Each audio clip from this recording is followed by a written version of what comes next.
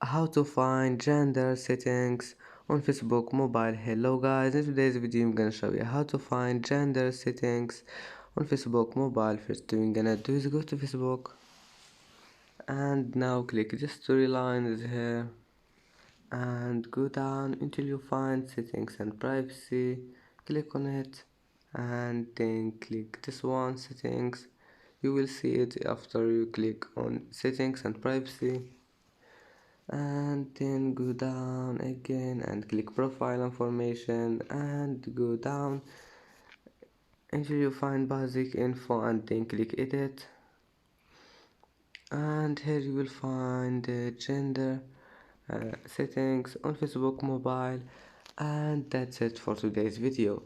If you like this video, please don't forget like and subscribe, and see you in the next video.